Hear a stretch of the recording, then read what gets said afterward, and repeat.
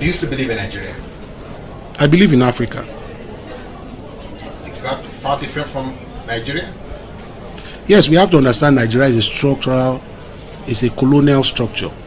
And when, as Africans, understand what happened to the continent of Africa, then we need to appreciate our history. Why do I always go back there? Because Africans take, for instance, the trans-Saharan slave trade for granted. We take the trans-Saharan Atlantic slave trade for granted. And when we even talk about this, we blame ourselves. We say we sold ourselves. These are issues that were taught. That's why I said education is so important. If we don't understand and appreciate what our ancestors went through, where we're having this interview, can you imagine how many souls died during the slave trade? Just been transported from, let's take for instance, somewhere very close like Benin. It's an African. So look, you see, colonialism will teach me. I would have said a slave was caught in Benin. It wasn't a slave. An African, a person, a human being was arrested, or captured, taken by force in Benin, put chains around his neck, tied his feet and hand, little water, no food, and he had to walk from Benin all the way to Badagry before he or she was put, and children were put on a ship and taken to the world where they did not recognize. This happened, not one, not two, not 1,000, not 10,000, millions. They say approximately 100 million people died walking, 100 million, 60 million died in the sea.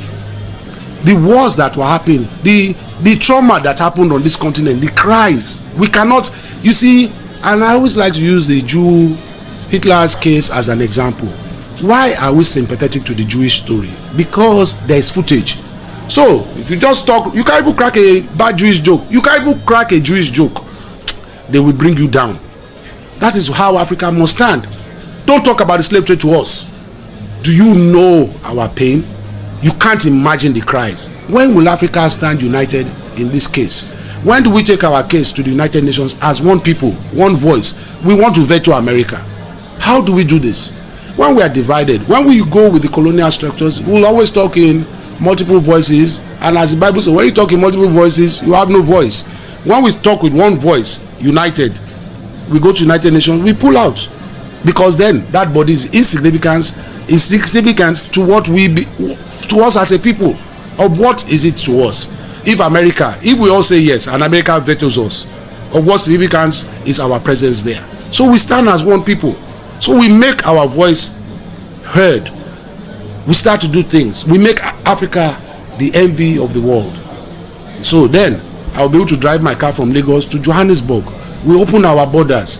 Do you know that as a Nigerian, I'm fortunate to have a British, or should I say unfortunate, I don't know which way, to have a British passport. But if I want to go to South Africa, I don't have to go and apply for a South African visa. I just walk into South Africa, they stamp 3 months on my passport. As a Nigerian, I have to queue, and I probably will not get the visa. As an African, as a Nigerian that fought against apartheid, I will not be given a visa to South Africa. But as a British, South Africa opens its border to me. You see, all this is part of colonialism. To ourselves, we are very wicked. Just go from Lagos to Benin. See what it will cost you to get through that border. Even if your documents are correct, you will hate yourself at the end of the day. So is this a betrayal of African leadership? No, this is part of appreciating our history. We have not learned to appreciate ourselves or our history. When you understand 500 years of slavery, you can understand why this is happening. So I will not be one to tell you that I'm going to fight for freedom and it's going to come, I want it in my lifetime. No, I know it's not possible in my lifetime. Do you know how many souls have lost their lives fighting for freedom? Do you know, if Obama is president of America, it's something that nobody could foresee when Martin Luther King was talking about this. But if you thought Obama was going to bring unity into America, then you are a clown. So I'm sure, and if Obama too was thinking it's going to be an easy road, it too must have been, it will be a joker, because the fight has just started. A black person probably will never get elected in the next 50 years, but we have seen the possibility. But is that where a black person should be even elected? Where is the African unity? Where is the brotherhood, the sisterhood of Africa? Where is fighting for the envy of Africa? Africa, the great continent. Where is all this? So when you appreciate this history, you understand why corruption is. You understand why we are the way we are. You understand why the fight must continue. You understand why the fight must end. When you understand all this, then you are cooler, you are calmer. You understand that violence is not the answer to this problem.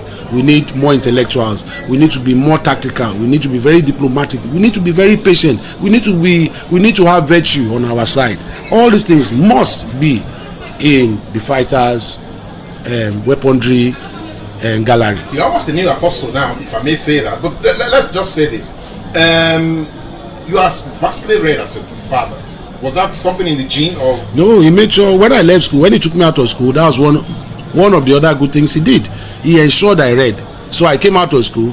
He now said to give me books on autobiography of Martin Luther King, autobiography of Malcolm X. At that age? 16. So I was reading Stolen Legacy, Black Man of the Nile. This book I read about 3 times.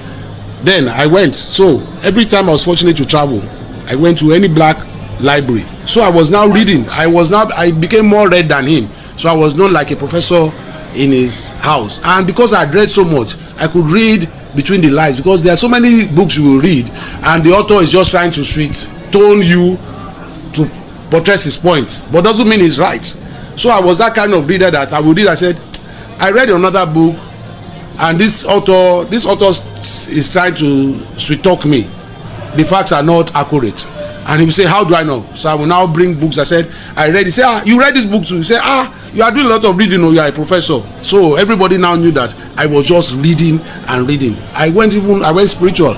I was reading the Egyptian Book of the Dead, for instance. I was very curious about death. I was very curious that, wow, because at 16, 17, I was very frightful of death. And I was so frightful, and I could not understand my father's bravery.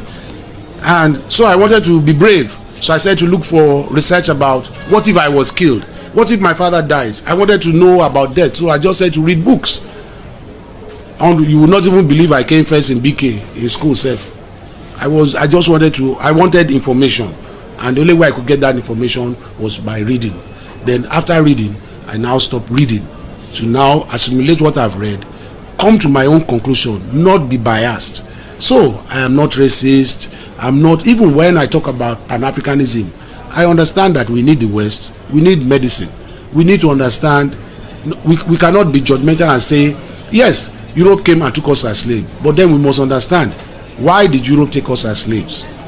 It was a big, massive propaganda by the kings and queens of Europe to come. So they had to brainwash their own people that they are bringing cannibals, pagans, unreligious, monkeys, dirty hooligans from Africa. So they had to brainwash their people. When they said to bring out the Africans, imagine traveling that distance. I said, by the time you arrived Europe, you will look like a cannibal. But African, when we go back into our history, we were living like kings and queens. But by the time the slave trade and all this happened, we did look like cannibals. We did look like unreligious or dirty. We look like animals, period. So they brainwashed their people.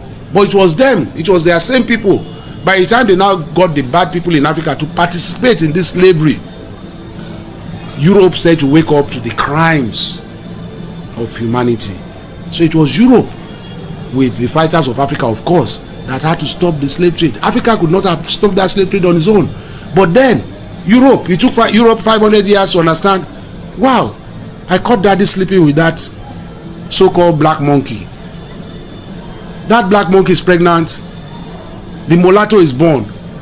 What is going on? Do you know what the torment the European now went through? That, my God, what is this? My father is guilty of crime.